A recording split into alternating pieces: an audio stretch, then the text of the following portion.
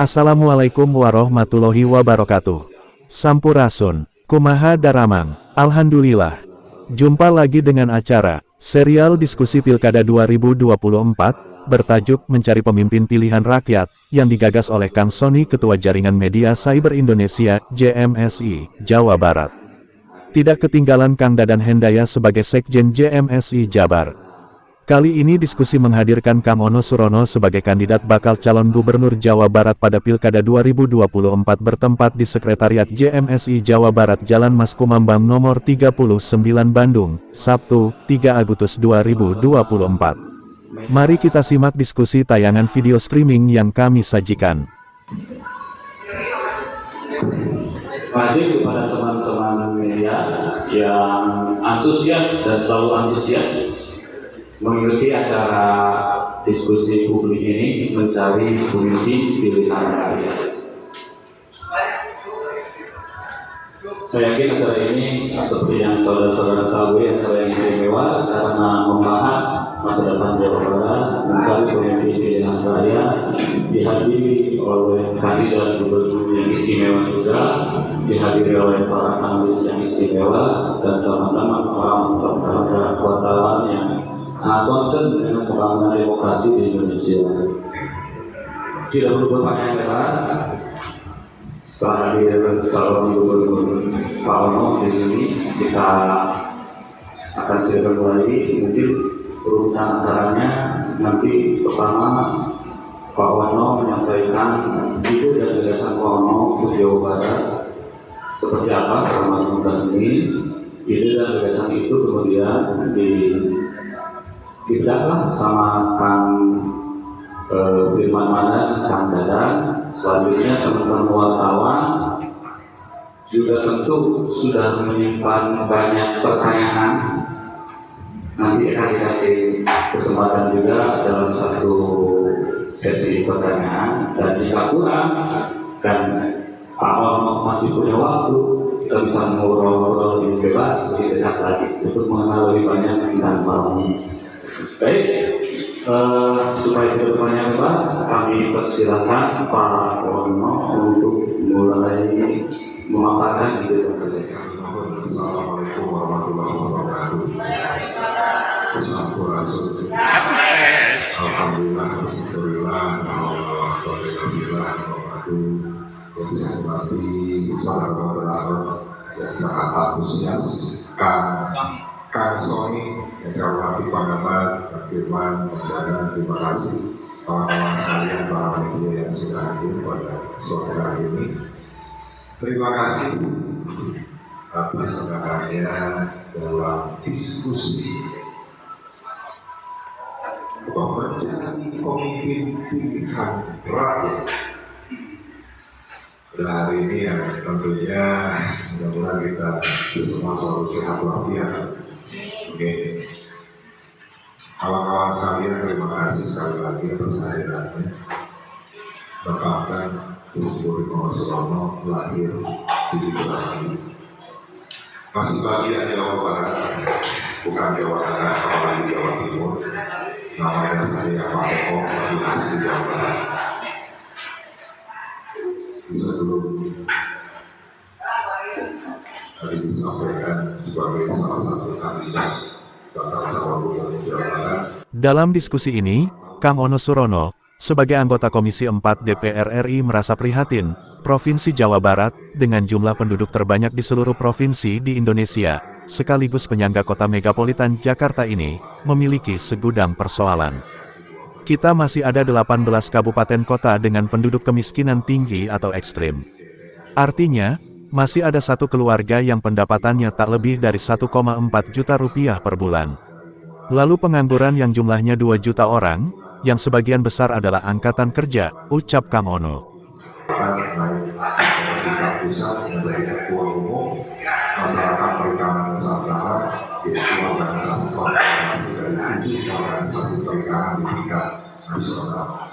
Kang Ono mengatakan, belum lagi pabrik-pabrik di Jawa Barat banyak yang pindah ke Jawa Tengah, yang membuat bertambahnya jumlah pengangguran di sini.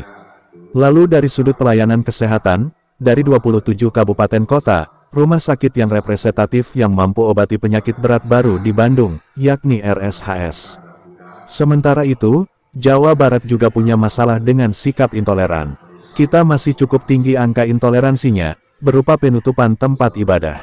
Agama lain atau kelompok masyarakat lain, jelas Kang Ono Surono sebagai sosok pria yang kerap disebut mirip aktor Keanu Reeves di film John Wick ini. Dan bila Jawa Barat punya gubernur seperti Kang Ono Surono, sebagai pemimpin di pemerintahan Jawa Barat cukup keren. Karena beliau menguasai jalannya roda pemerintahan sebagai anggota Komisi 4 DPR RI. Penampilannya merakyat dan intelek, karena Kang Ono Surono ini, mirip aktor Keanu Reeves di film John Wick. Seperti yang dikatakan Kang Dadan sebagai Sekjen JMSI, pada saat menjadi pengamat pada diskusi mencari pemimpin pilihan rakyat. Tidak kurang 50 juta, apinya juga paling besar, wilayahnya yang luas, walaupun dari sisi kabupaten kota jauh lebih sedikit dibandingkan Jawa Tengah dan Jawa Timur. Tapi karena problem itulah makanya banyak yang mengatakan komposisi APBN atau dana perimbangan yang masuk ke Jawa Barat jauh lebih rendah daripada Jawa Tengah dan Jawa Timur, walau penduduk Jawa Barat lebih tinggi daripada Jawa Tengah dan Jawa Timur. Dan jika problem itu tentunya kita hadapi per hari ini misalnya masih ada isu terkait dengan ketimpangan pembangunan antara utara dan selatan. Dari mulai pelabuhan Ratu sampai Pangandaran kita masih banyak menemukan infrastruktur dasar yang belum tersedia untuk rakyat, baik terkait dengan infrastruktur jalan, infrastruktur pendidikan, infrastruktur kesehatan. Lalu misalnya kita saat ini juga menghadapi isu terkait dengan masalah kemiskinan yang mungkin kita masih mempunyai 18 kabupaten kota yang masih dikategorikan sebagai kabupaten dengan penduduk ekstrim yang masih sangat tinggi. Penduduk miskin ekstrim itu artinya pendapatan satu keluarga itu tidak lebih dari 1,4 juta per aspek kolaboratif, aspek top down atau bottom up untuk dasar di wilayah Jawa tersebut. Jadi misalnya Sukabumi, Bogor, maka APBD Bogor, Sukabumi sudah harus bicara bagaimana membangun calon ibu kota di sana, di mana perlu ada kantor dan sebagainya, ataupun calon anak-anak yang akan bersekolah di wilayah JOB tersebut, termasuk terkait dengan infrastruktur dasar kesehatan. Harus ada rumah sakit setiap kecamatan, harus ada posko-posko pelayanan kesehatan misalnya berbasis desa atau kelurahan. Nah, itu harus dialokasikan. Nah, kedepan mau tidak mau, siapapun gubernurnya nanti, apalagi saya yang mendukung JOB tersebut, pasti akan saya sisihkan sebagian APBD Provinsi Jawa Barat itu untuk membangun Cianjur Selatan, Tasikmalaya Selatan, Garut Selatan, Indramayu Barat, Sumber Utara, dan sebagainya yang ada di 9 kabupaten kota. Kreativitas sekolah-sekolah, bahkan misalnya dinas-dinas pendidikan yang bicara kreativitas dan inovasi untuk menggalang dana, yang pada akhirnya targetnya hanya orang-orang tua siswa. Jadi kita anggap bahwa mereka berburu binatang di kebun binatang, padahal di peraturan gubernur nomor 44 dan 97 yang mengatur terkait dengan komite sekolah, maka komite sekolah itu seyogyanya bisa menggalang dana dari unsur orang tua siswa, swasta, perusahaan, pabrik, pihak lain, inovasi dan kreativitas. Makanya Kang Sony, saya tanya kemarin, oh ternyata ngumpulin orang tua siswa, rapat, debat, oh itu merupakan inovasi dan kreativitas ya. Nah, orang tuanya nolak juga. Jadi kedepannya pendidikan yang baik, pendidikan yang bermutu, saya yakin ini tidak selaras sebenarnya dengan apa? Dengan uang yang dikeluarkan oleh orang tua siswa. Tapi apa yang harus dilakukan? Padahal kita pendidikan yang bermutu dan baik tersebut harus selaras dengan APBN, APBD yang saat ini kita sudah mempunyai ketentuan 20%. Bicara peningkatan kualitas guru itu merupakan tanggung jawab dari pemerintah, bukan dibebankan kepada orang tua siswa. Jika ke depan saya mempunyai keinginan SMK di sekolah luar biasa negeri kita bebaskan dari segala jenis pungutan yang seperti itu. Kalaupun kreativitas, inovasi, tidak caranya memungut orang tua siswa dengan menyamaratakan yang besar sumbangan kepada seluruh. Ya, itu harus ada seperti itu. Benar, Pak. Kalau orang sudah bilang asik kaca yang kaca merosot terus ritmenya naik terus, saya motong. Soal itu relatif, saya pun tidak ingin bicara seperti itu, tapi kita bedah jawaban.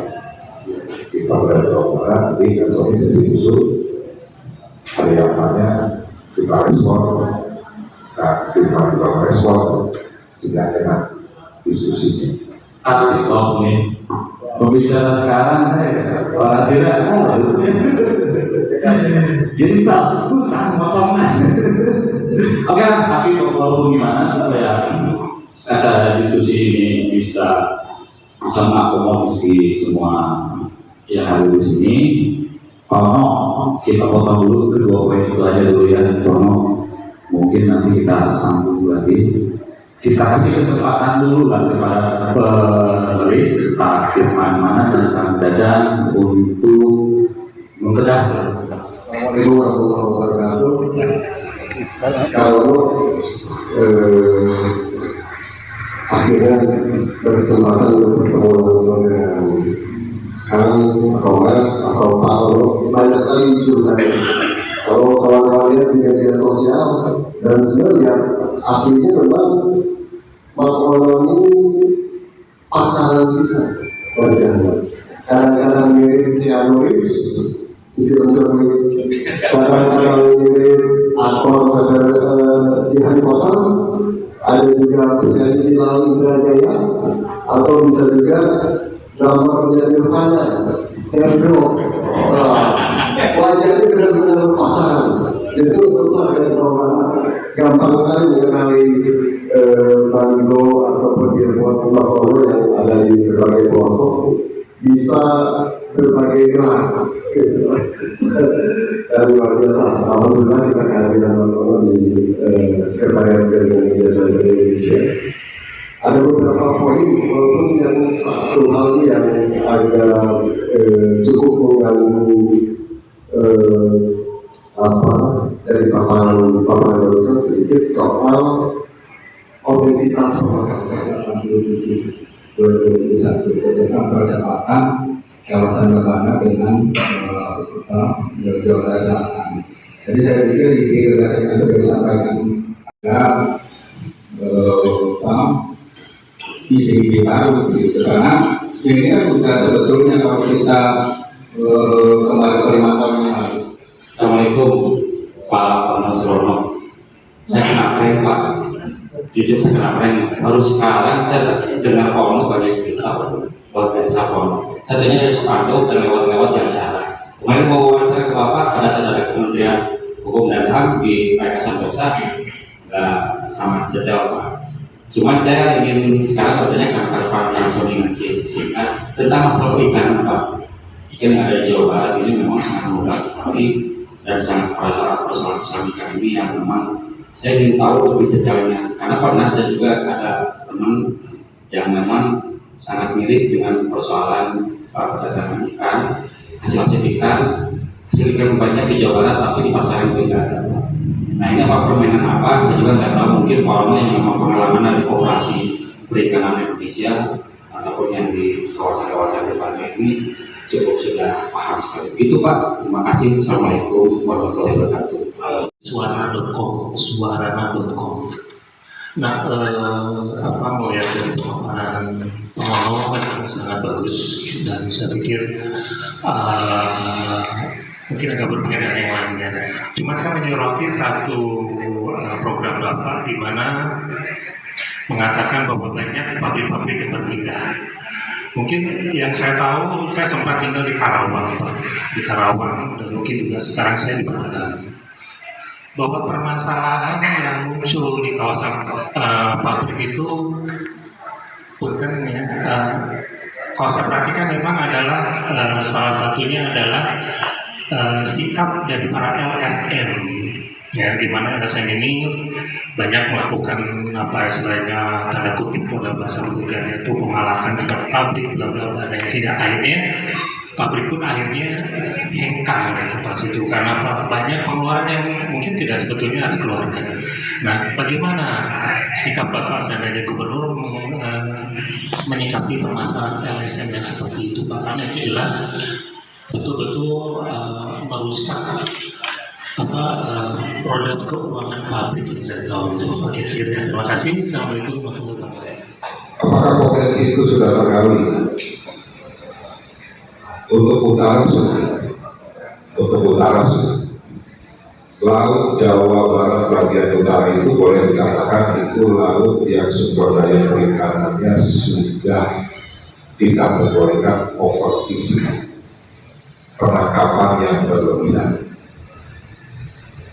Di sisi lain, di selatan, ini adalah potensi sumber daya ikan yang belum dieksplorasi atau boleh dikatakan ini underfishing. Kenapa terjadi seperti itu? Karena memang menyangkut budaya juga. Nelayan Pantura dari zaman dulu itu melaut sampai ke perbatasan Malaysia, sampai ke Selat Makassar, sampai ke Selat Bali.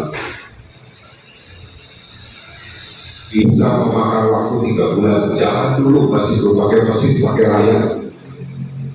Di selatan budayanya adalah pandai pagi berangkat, sore pulang, dan mereka tidak terbiasa untuk berlama-lama. Kemudian apalagi dibantu oleh media, sehingga warga Jawa Barat itu tahu ide gagasan dari calon-calon pemimpinnya. Itu kan bisa jadi wakil ini juga menjadi pengawas, ya, menjalankan fungsi pengawasan terhadap program-program yang berjalan. Kemiskinan sosial full itu tanggung jawab wakil sesuai dengan peraturan perundang-undangan. Ya, menjadi pengawas secara internal bagaimana program itu berjalan. Saya kan kemarin sudah menyampaikan setiap Jumat saya akan punya program Harium Bareng Rakyat hari Jumat full. Hari Jumat saya akan buka gedung sate di mana rakyat bisa melaporkan secara langsung berbagai macam permasalahan. Saya akan hadirkan seluruh dinas di situ. Pada saat rakyat bicara, sebisa mungkin eksekusi. Siapa yang nanti akan menghimpun siapa saja rakyat yang akan melaporkan? Yang wakil saya tugasin, karena dia mengawasi program, dia berinteraksi dengan rakyat. 27 kabupaten kota programnya apa, maka wakil yang akan melaporkan siapa saja yang akan ketemu saya hari Jumat. Itulah tadi pemirsa, serial diskusi pilkada bertajuk Mencari Pemimpin Pilihan Rakyat, yang digagas oleh Kang Sony dan Kang Dadan Hendaya, untuk calon gubernur Jawa Barat pada Pilkada 2024 yang sebentar lagi akan dilaksanakan. Hadir para awak media cetak dan online dari Bandung, Jawa Barat, yang menghadirkan Kang Ono Surono sebagai kandidat bakal calon gubernur Jawa Barat pada Pilkada 2024. Wassalamualaikum warahmatullahi wabarakatuh.